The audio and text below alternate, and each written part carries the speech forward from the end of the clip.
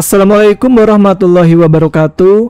Jumpa lagi dengan saya Tama dalam Ada Apa Gerangan Season 2. Bagaimana kabar kalian? Semoga selalu diberikan kesehatan dan juga rezeki yang cukup.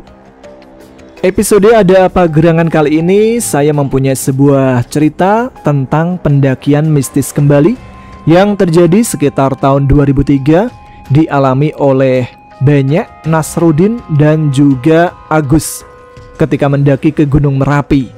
Seperti apa pengalaman mereka bertiga ketika mendaki pada tahun 2003 itu? Langsung saja kita simak. Teman-teman, Ada Apa Gerangan, ceritanya mulai dari sini. Sebelum dengerin cerita, kita siapin kopi dulu guys. Tak kasih tahu nih, kopi yang enak tapi jarang orang tahu. Namanya kopi Sri Kandi Kahvesi. Ini cocok banget nih buat harian atau diminum pas naik gunung. Mantep banget ini. Yang penasaran belinya di mana? Ini tuh bisa dibeli lewat link produk di YouTube atau link di deskripsi. Kalau beli, bilang temennya Mas Tama gitu ya, biar dapat bonus. Yuk, sekarang kita lanjut. Agus, Nasruddin, dan Benyek. Tiga nama yang entah kenapa selalu disatukan dalam ingatan. Bukan karena prestasi gemilang atau kenakalan luar biasa, tapi lebih karena kesamaan nasib. Sama-sama putus sekolah. Bukan pula karena kemalasan, tapi lebih karena keadaan yang memaksa. Tahun 2003, saat teman-teman seangkatan mereka sibuk memikirkan ujian nasional, mereka bertiga justru sibuk mencari cara bertahan hidup di sudut kota Yogyakarta. Agus dengan tubuh paling gempal dan sering menjadi sasaran empuk bahan candaan, punya otak paling encer. Nasruddin, kurus kering dengan rambut gondrong sebahu, adalah pemantik ide gila. Sedangkan Benyek, nama panggilan yang entah dari mana asalnya, paling kalem tapi justru punya nyali paling besar. Mereka bukan geng motor atau anak pang. Mereka hanya tiga sahabat yang terikat oleh kemiripan latar belakang dan impian-impian kecil yang sering diolok-olok orang. Suatu sore, di sebuah warung kopi kumuh dekat terminal, ide gila itu tercetus, yaitu mendaki Merapi. "Ngapain ke sana?" tanya Agus sambil menyeruput kopi sasetnya. "Biar punya cerita, Gus. Suatu saat nanti kita bisa bercerita tentang pendakian gunung ini, sementara orang lain belum tentu punya pengalaman," sahut Nasruddin, matanya berbinar. "Lagian dari sini Merapi cuma kelihatan, kan penasaran di atas sana itu gimana?"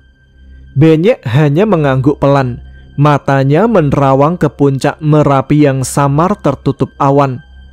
"Bener juga tuh, daripada bengong terus, aku punya firasat kalau kita nggak mendaki sekarang, belum tentu kedepannya kita bisa mendaki. Misal gunungnya meletus." Ngawur juga ngomong Munyek. Ide itu awalnya terdengar konyol, apalagi mereka tak punya pengalaman mendaki Merapi sama sekali. Walau sebelumnya memang mereka beberapa kali mendaki Merbabu, Gunung Andong, dan sekali ke Gunung Slamet. Bekal mereka hanyalah nekat dan rasa penasaran yang menggebu. Setelah beberapa hari menabung dari hasil serabutan, terkumpul juga uang secukupnya untuk ongkos dan logistik seadanya. Ransel butut, jaket pinjaman, senter seadanya, dan mie instan sebagai andalan. Minggu malam, sekitar pukul 7 malam, mereka bertiga sudah nangkring di terminal, menunggu bis ke arah Boyolali. Suasana terminal yang ramai, bau asap knalpot dan teriakan kenek bis menjadi latar belakang obrolan mereka yang tidak ada habisnya. "Gila, ini beneran kita mau ke sana?" kata Benyek tiba-tiba, suaranya sedikit ragu. "Kenapa, Nyek? Kaget?" goda Nasruddin sambil menyenggol bahu Benyek. "Tumben nyali kamu ciut." "Bukan ciut, kampret, cuma kepikiran, gimana kalau nanti di atas ketemu hantu Gunung Merapi?" Agus terkekeh. "Heleh, hantu aja kamu takut. Orang kuntilanak di pohon asam depan rumah aja kamu remes susunya." "Wah, fitnah. Lagian kan itu kuntilanak kenalan udah lama. Kalau di gunung kan hantunya liar. Nasrudin tertawa terbahak-bahak. Santai aja Nyek, paling mentok ketemu Mbah Marijan. Kita minta restu biar kuat jalan.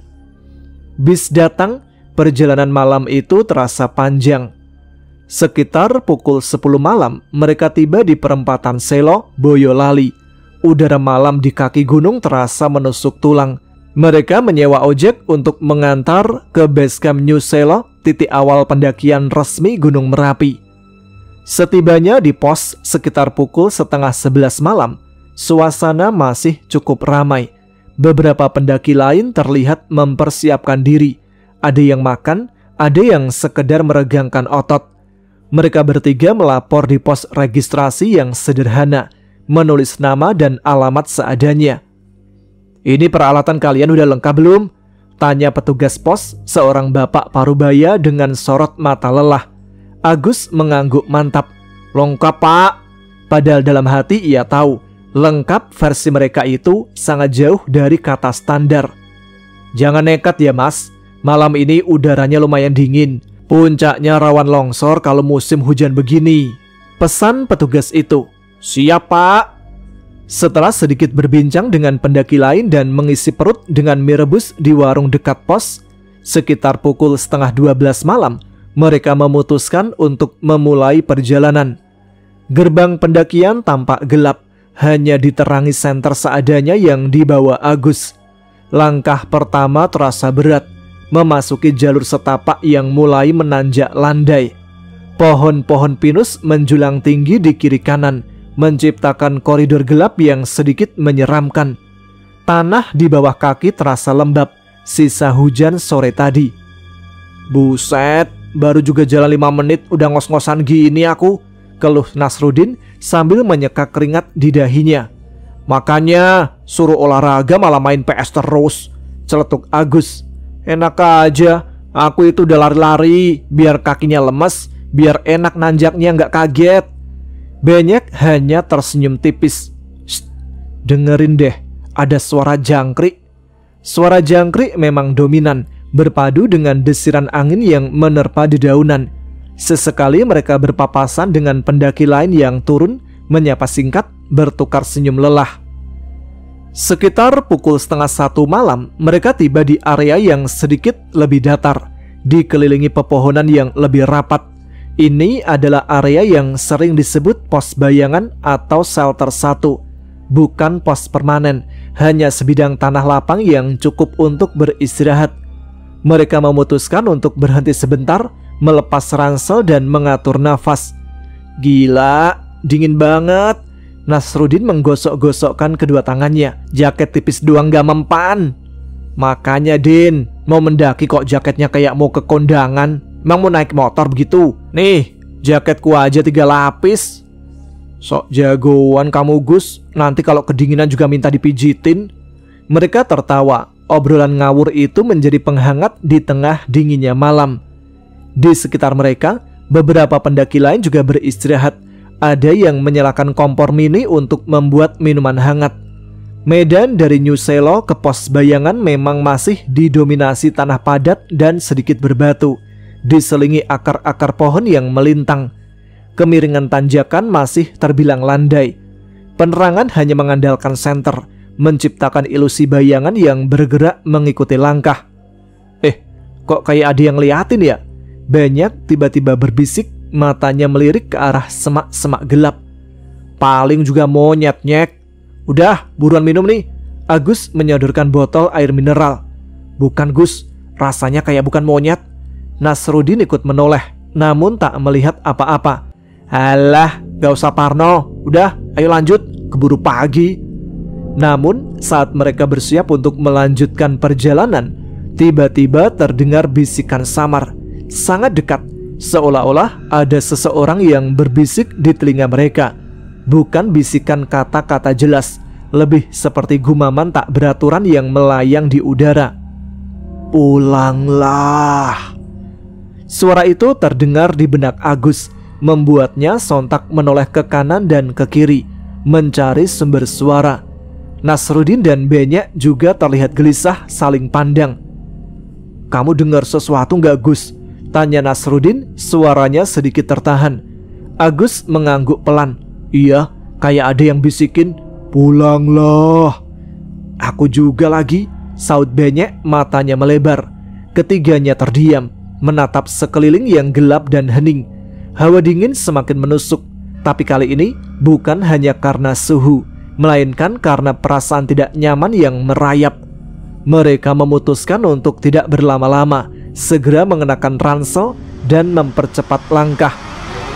Perjalanan dari pos Bayangan menuju pos Watu Talang terasa lebih menantang. Sekitar pukul 1:30 malam, jalur mulai menanjak lebih curam. Pohon-pohon pinus berganti dengan vegetasi yang lebih pendek dan rapat. Tanah yang sebelumnya padat kini mulai digantikan oleh bebatuan lepas dan akar-akar pohon besar yang melintang. Seringkali licin karena embun. Mereka harus lebih berhati-hati melangkah. Sesekali berpegangan pada dahan atau akar untuk menjaga keseimbangan.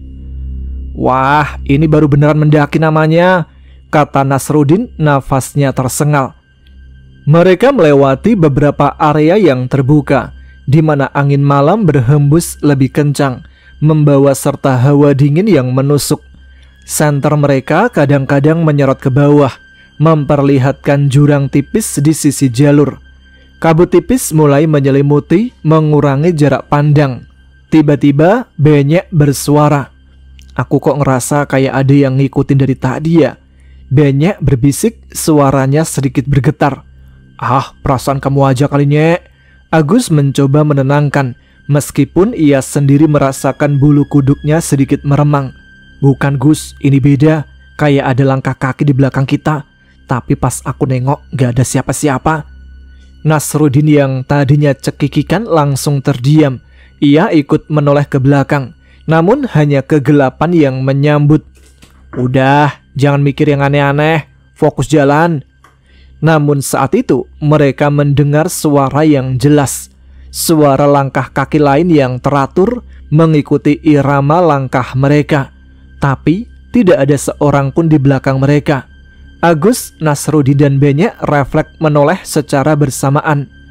Senter Agus menyapu ke belakang, tapi hanya kegelapan yang menyambut. Kamu dengar kan? Benyek berbisik, wajahnya pucat pasi. Iya dengar, jawab Nasrudin, suaranya tercekat. Kayak ada yang jalan persis di belakang kita. Agus memegang erat senternya. Suara langkah kaki itu terus terdengar, seolah ada entitas tak kasat mata yang mengikuti mereka dengan cermat. Semakin mereka mempercepat langkah, suara itu juga ikut cepat. Semakin mereka melambat, suara itu ikut melambat. Ini bukan suara angin, bukan suara binatang. Ini adalah suara langkah kaki sesuatu. Mereka mulai panik, rasa lelah tergantikan oleh adrenalin. Mereka melangkahkan kaki lebih cepat, hampir berlari di antara bebatuan dan akar yang licin. Suara langkah kaki tak terlihat itu terus mengejar, seolah-olah mengejek mereka. Mereka tak berani menoleh lagi, hanya fokus pada jalan di depan dan senter yang menari-nari dalam kegelapan. Sekitar pukul 2:30 pagi, mereka tiba di area yang lebih lapang dengan sebuah batu besar menjulang seperti patung. Ini adalah Watu Talang. Di sini beberapa pendaki terlihat beristirahat. Ada yang tiduran sambil meringkuk kedinginan. Mereka memutuskan untuk berhenti cukup lama di sini, memulihkan tenaga. Setelah duduk, suara langkah kaki itu perlahan mereda, menghilang seperti ditelan kabut. Gila, apa-apaan itu tadi? Nasrudin akhirnya pecah, nafasnya terengah-engah. Nggak tahu, Din, kayak ada ngikutin. Agus mencoba menenangkan detak jantungnya yang masih berdebar kencang. Benyek hanya diam, wajahnya masih pucat. Matanya menatap kosong ke kegelapan di belakang mereka. Kejadian ini jauh lebih mengerikan dari sekedar perasaan diawasi. Ini adalah bukti bahwa mereka tidak sendirian.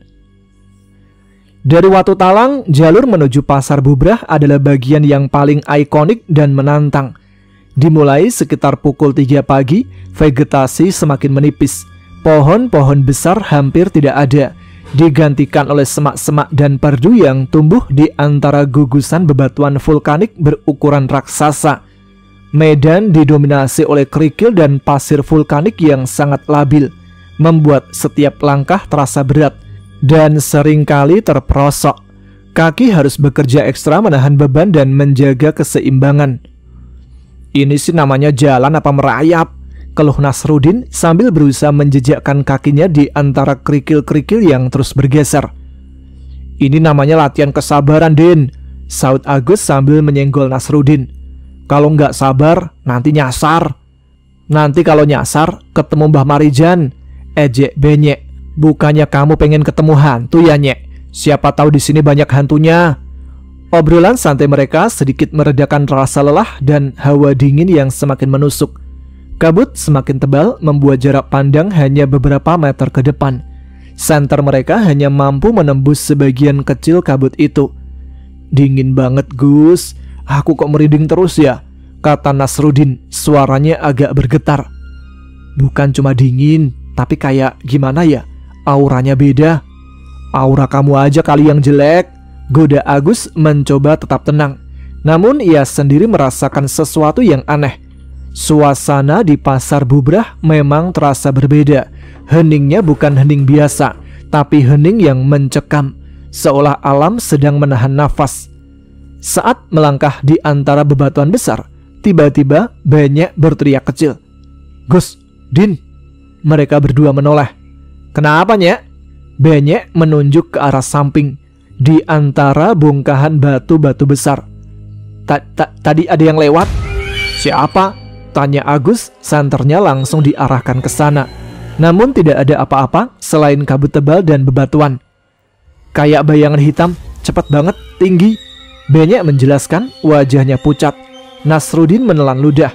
"Udah, Nyek, jangan ngarang, ayo buru jalan." Ia sendiri mempercepat langkahnya. Mereka terus melangkah tertatih-tatih di antara lautan bebatuan. Suara nafas mereka yang terengah-engah dan gesekan sepatu dengan kerikil menjadi satu-satunya suara yang terdengar. Bau belerang yang mulai tercium tipis menandakan mereka semakin dekat dengan puncak. Langit mulai menunjukkan semburat jingga di ufuk timur, meskipun masih tertutup kabut tebal. Tiba-tiba, senter Agus yang tadinya terang benderang berkedip-kedip lalu mati total. Gelap gulita langsung menyergap mereka. Hanya ada cahaya samar dari senter Nasrudin yang juga mulai redup. "Wah, senterku mati," seru Agus panik. "Senterku juga lobet parah, Gus." Nasrudin tak kalah panik. Dalam kegelapan yang hampir sempurna, di tengah kabut tebal, ketiganya mendengar suara tawa cekikikan yang melengking, sangat dekat, seolah-olah ada di antara mereka. Tawa itu terdengar seperti suara perempuan, tapi bukan tawa yang menyenangkan, melainkan tawa yang menyeramkan dan menyesakkan. Suara apaan itu?" Nasrudin menjerit kecil. Agus merapatkan tubuhnya ke Nasrudin dan Benyek.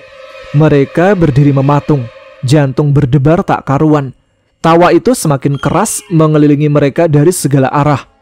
Lalu di tengah tawa melengking itu, tiba-tiba di hadapan mereka, di antara dua bongkahan batu raksasa yang disinari remang-remang senter Nasrudin yang sekarat, muncullah sesosok perempuan berambut panjang terurai, mengenakan pakaian putih yang lusuh dan compang-camping. Wajahnya tak terlihat jelas karena diselimuti rambut yang menutupi, tapi mereka bisa merasakan sorot mata kosong yang menusuk dari balik rambut itu.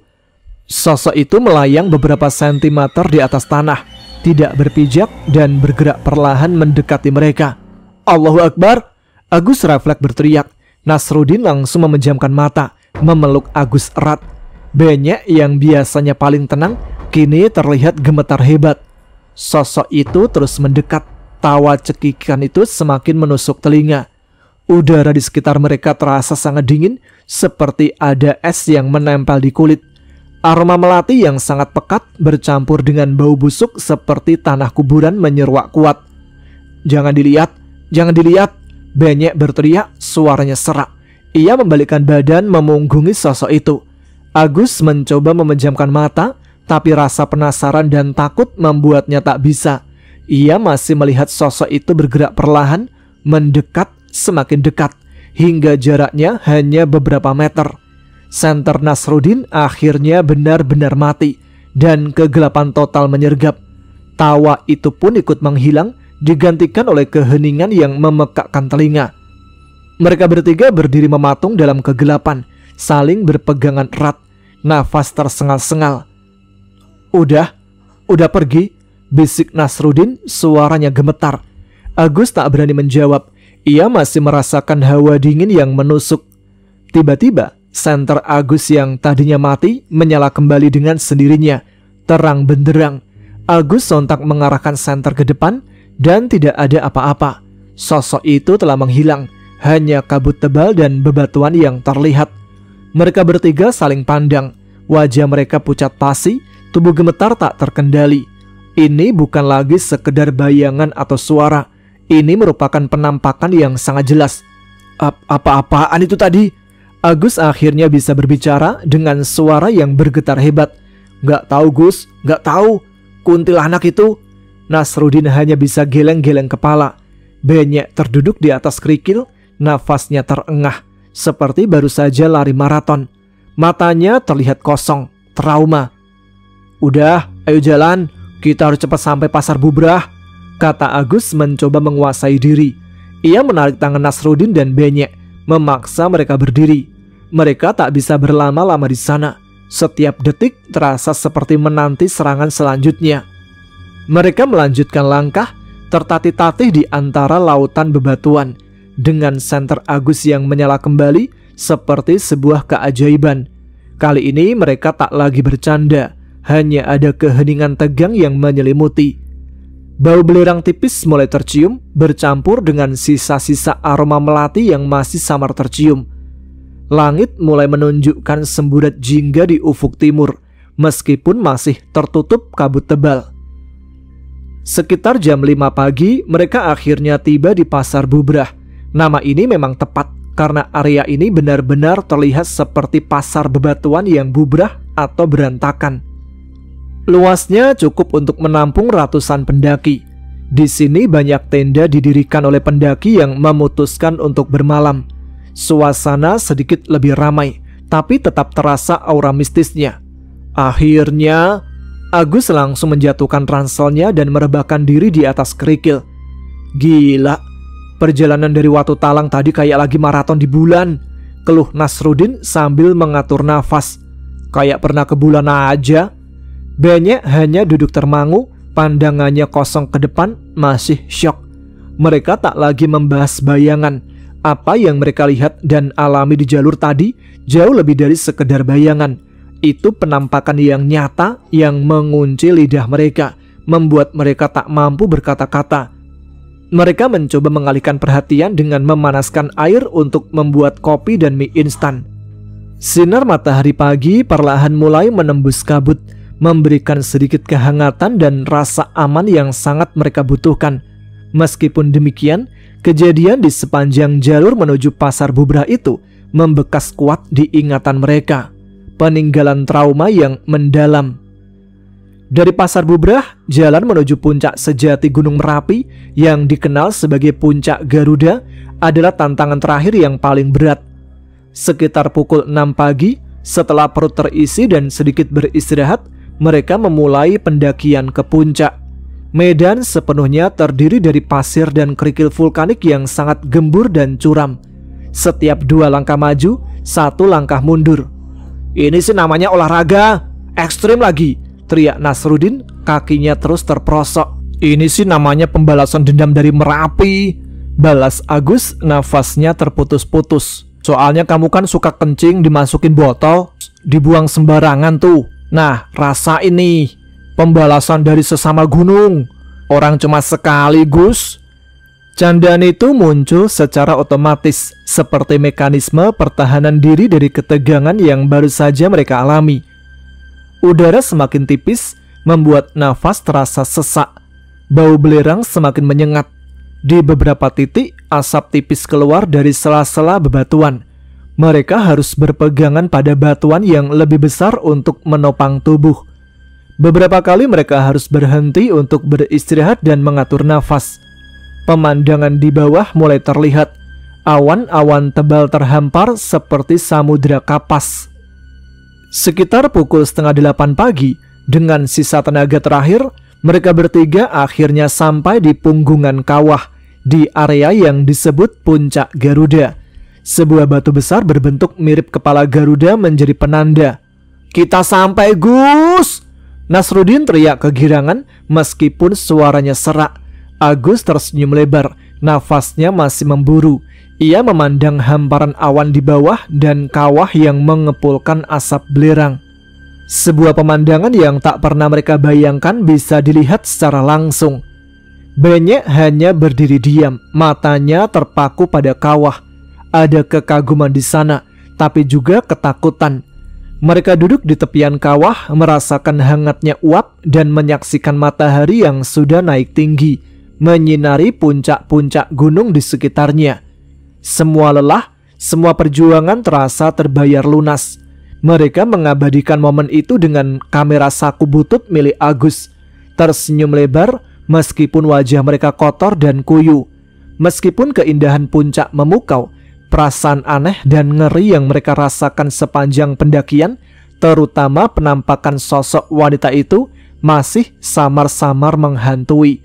Namun mereka tidak membicarakannya secara gamblang. Setelah puas memandangi kawah dan mengabadikan momen di puncak Merapi dengan tustelnya, sekitar pukul 8:30 pagi, ketiga sahabat itu memutuskan untuk turun. Perjalanan turun seringkali terasa lebih cepat, namun tidak kalah menguras tenaga, terutama di medan pasir dan kerikil. Lutut dan pergelangan kaki terasa bekerja keras menahan beban tubuh yang terasa meluncur ke bawah. "Wah, ini kalau nggak hati-hati bisa langsung nyemplung ke New Selo ini," celetuk Nasrudin sambil berpegangan pada batu besar untuk menahan laju tubuhnya yang hampir terpeleset. "Makanya Din, dari dulu kalau jalan itu jangan buru-buru," sahut Agus yang berjalan sedikit lebih stabil karena bobot tubuhnya. "Nikmati prosesnya." "Proses dengkul mau copot begini, Gus. Enak aja kalau ngomong," balas Nasrudin sambil tertawa kecut. Benyek seperti biasa hanya tersenyum tipis, tapi Agus tahu Benyek juga merasakan hal yang sama. Kaki mereka sudah mulai gemetar. Mereka menuruni pasar bubrah dengan gaya masing-masing. Agus berusaha berjalan zigzag untuk mengurangi beban di lututnya. Nasrudin lebih sering berselancar di atas kerikil, sesekali oleng dan harus menjejakkan kaki kuat-kuat. Sementara Benyek dengan tubuhnya yang ramping terlihat lebih luas menuruni medan gembur itu, seperti penari di atas pasir.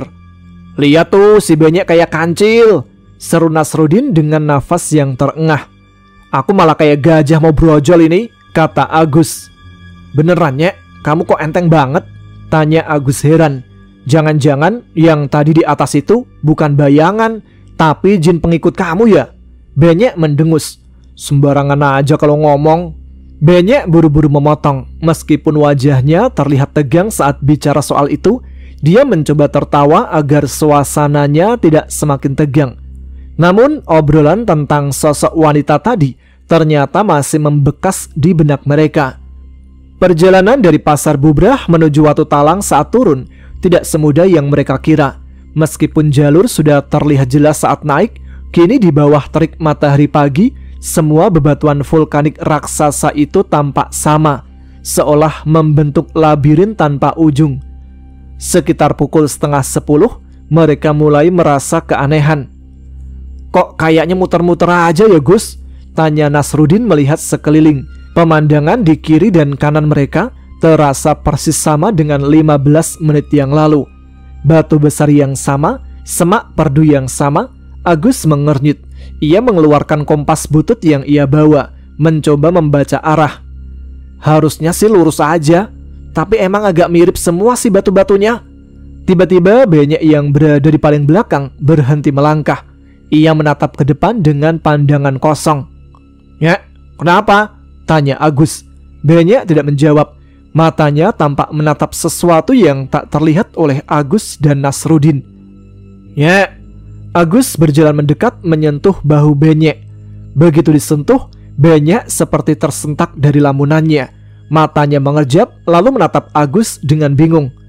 Loh, kalian dari mana? Kok tiba-tiba di sini? Agus dan Nasrudin saling pandang. Lah kita kan bareng terus dari tadinya. Kamu yang tadi jalan di depan, seru Nasrudin heran. Enggak kok, aku tadi lihat ada jalan lain, lebih enak, terus aku ngikutin. Tapi kok jadi di sini lagi? Benyek terlihat sangat kebingungan, ada ketakutan di matanya. Jalan apaan? Orang kita cuma ngikutin jalur yang ini, Nyek. Agus mulai merasa tidak beres. Udah, jangan mikir aneh-aneh, mungkin emang kepisah sebentar. Nasrudin mencoba menenangkan, meskipun ia sendiri merasakan hawa dingin yang merayap di punggungnya. Mereka memutuskan untuk kembali melangkah, lebih berhati-hati, dan berusaha untuk selalu dalam jarak pandang satu sama lain. Agus berjalan di depan, Nasrudin di tengah, dan Benyek di belakang. Namun tak lama kemudian, suasana kembali menjadi aneh. Suara gemuruh samar terdengar dari arah puncak, seperti ada sesuatu yang bergerak dalam kawah, diikuti dengan bau belerang yang semakin menyengat secara tiba-tiba. Padahal mereka sudah sangat menjauhi kawah. Gila, kok makin bau belerang ya? Keluh Nasrudin menutup hidungnya. Kayaknya gunungnya lagi batuk. Canda Agus mencoba mengurangi ketegangan. Namun di tengah-tengah obrolan itu, pandangan Agus tiba-tiba kabur. Ia merasa pusing, seperti ada tekanan kuat di kepalanya. Ketika penglihatannya kembali jelas, ia melihat Nasrudin dan Benyek masih berjalan di depannya agak jauh. Din, Nyek, tunggu, teriak Agus. Tapi mereka tak menoleh, mereka terus berjalan menjauh. Agus mencoba mengejar, tapi langkahnya terasa berat. Kakinya seolah lengket di tanah.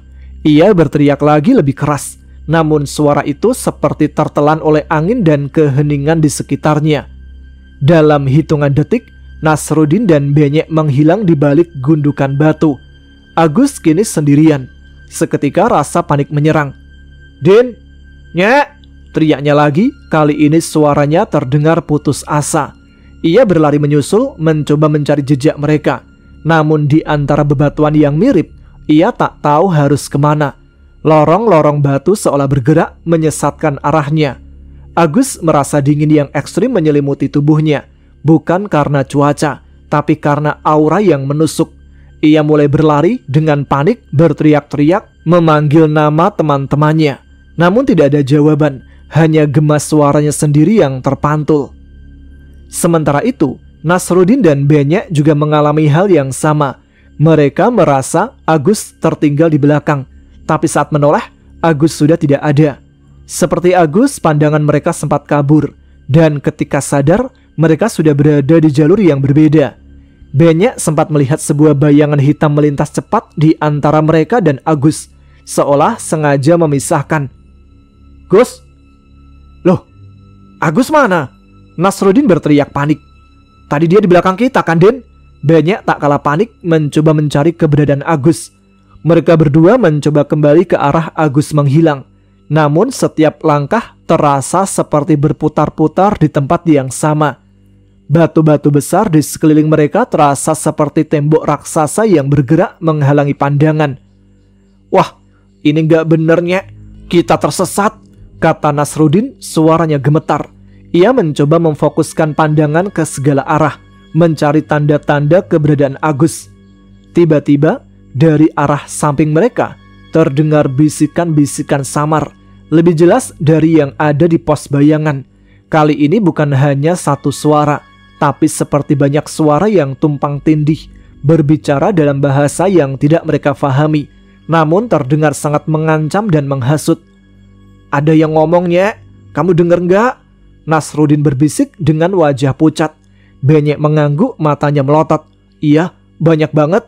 Bisikan itu semakin keras, seperti segerombolan entitas tak terlihat yang mengelilingi mereka. Lalu, di antara bisikan-bisikan itu, terdengar suara rengekan pelan, seperti tangisan bayi atau anak kecil yang merintih kesakitan. Suara itu sangat memilukan, membuat bulu kuduk Nasrudin berdiri. Ia langsung teringat cerita-cerita gunung tentang anak-anak yang tersesat atau meninggal di sana.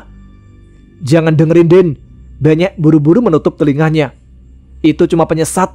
Rengekan itu semakin jelas, seolah-olah sumber suaranya mendekat. Nasrudin merasa ingin mencari sumber suara itu. Ada dorongan aneh yang menyuruhnya mengikuti rengekan itu. Tapi Benyek mencengkram lengannya kuat-kuat. "Jangan, ini jebakan!" Benyek berteriak, suaranya tegas. Nasrudin berusaha melawan dorongan aneh itu. Ia memejamkan mata, mencoba fokus pada langkah kakinya. Bisikan-bisikan itu terus menghantam telinganya, seolah mencoba merasuki pikirannya. Ia merasa ada tangan-tangan dingin yang mencoba menarik kakinya, membuatnya tersandung. Beberapa kali ia hampir jatuh, tapi Benyek selalu sigap menahannya.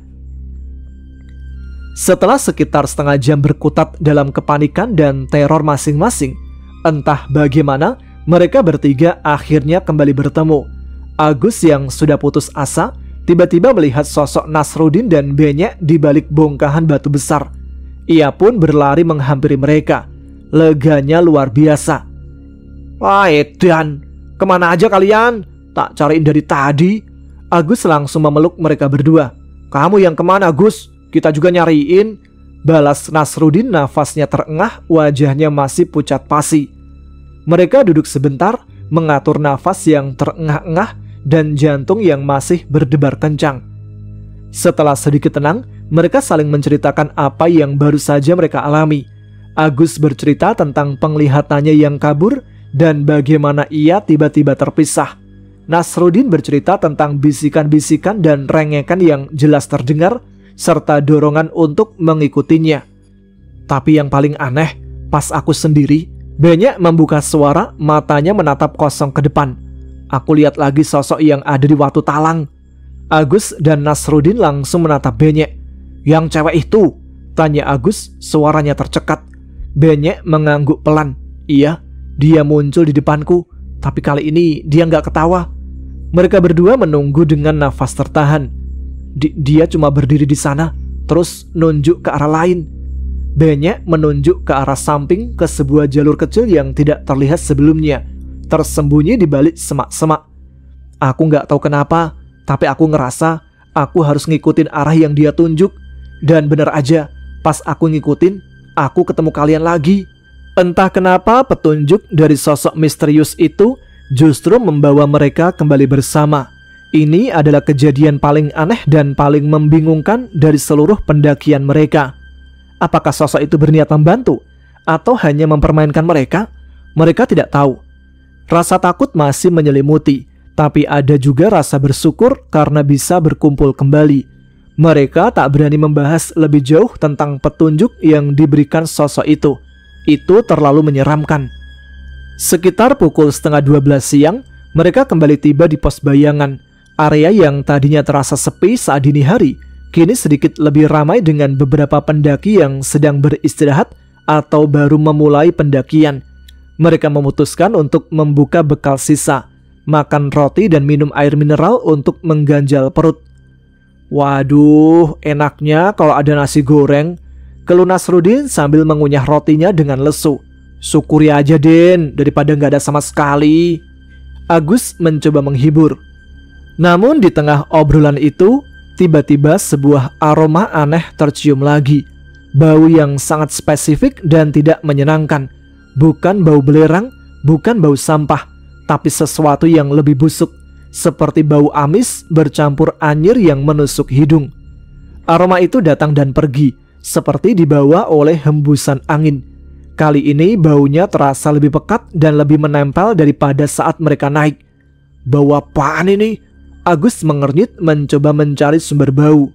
Nasrudin juga ikut mengendus. "Iya, bau busuk banget. Dari mana sih?" Benyek yang paling sensitif, wajahnya langsung berubah pucat pasi.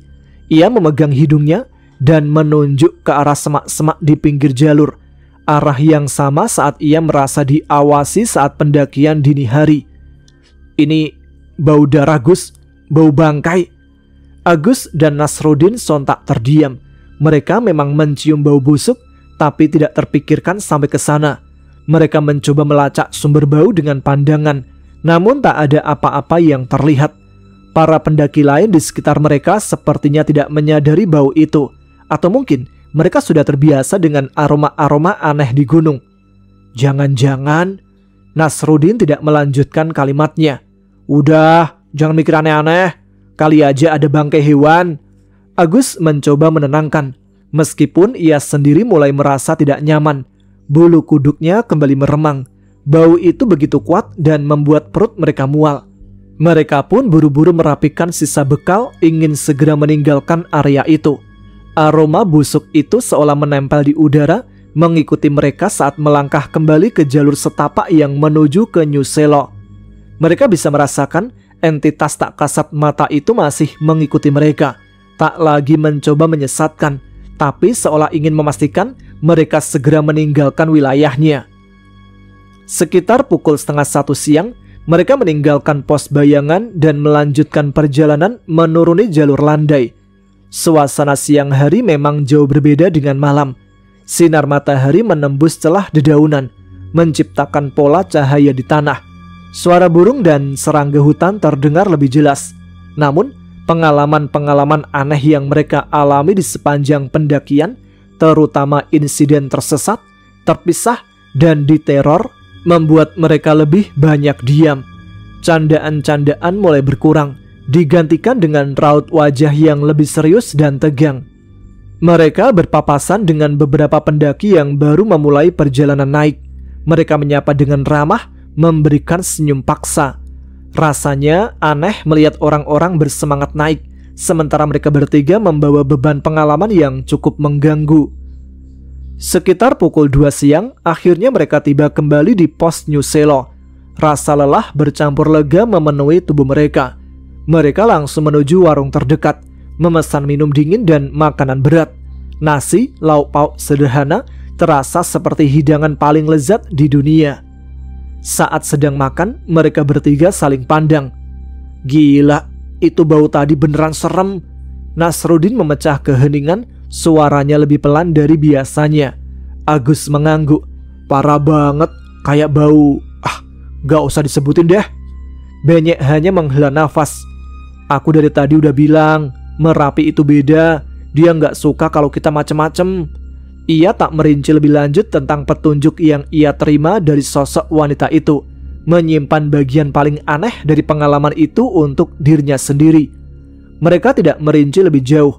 Tidak ada kata hantu atau setan yang keluar dari mulut mereka. Cukup dengan kata bayangan, suara aneh, nyasar, dan bau busuk yang mereka semua pahami artinya. Kejadian-kejadian itu tidak membuat mereka trauma untuk mendaki lagi. Tapi kenangan akan bisikan di telinga, suara langkah kaki tak terlihat, senter yang mati bisa hidup lagi, penampakan sosok wanita di tengah kabut, teror bisikan dan rengekan saat terpisah, serta aroma busuk yang menusuk, menjadi cerita yang selalu mereka ingat setiap kali menatap Merapi dari kejauhan. Pendakian Merapi itu memang berakhir dengan selamat tanpa insiden serius. Namun, ada hal yang tertinggal jauh di dalam ingatan mereka bertiga. Sebuah peringatan bahwa alam punya sisi lain yang tak selalu bisa dijelaskan. Dan ada hal-hal yang lebih baik dihormati dalam diam. Menjadi kenangan abadi 3 sahabat yang nekat mendaki Merapi tahun 2003. Kalian yang mendengarkan cerita ini dan tidak merasa merinding atau menganggap ini merupakan hal biasa di gunung, percayalah kalau sebenarnya kalian hanya keseringan mendengarkan cerita mistis pendakian. Yah, bisa dibilang begitu adanya ya. Kita semua terlalu sering untuk mendengar cerita mistis pendakian. Jadi cerita-cerita yang umum terjadi tidak lagi menjadi menyeramkan untuk kita dengar. Butuh sesuatu ekstrim yang lain untuk membuat kita merinding. Tapi itulah dunia pendakian dengan segala kemistisannya pada tahun tersebut. Mungkin teman-teman seangkatan dengan Nasrudin, Benyek, ataupun siapa tadi satunya, Agus, pasti merasa merinding jika mengingat kejadian yang mereka alami. Baiklah, terima kasih untuk teman-teman yang sudah menyimak episode kali ini. Terima kasih yang sudah mensupport channel ini hingga sampai sekarang. Dan juga jangan lupa tuliskan komen, tunjukkan eksistensi kalian. Sekarang saya Tama harus pamit. Kita jumpa lagi di episode selanjutnya. Tetap semangat, jaga kesehatan. Wassalamualaikum warahmatullahi wabarakatuh.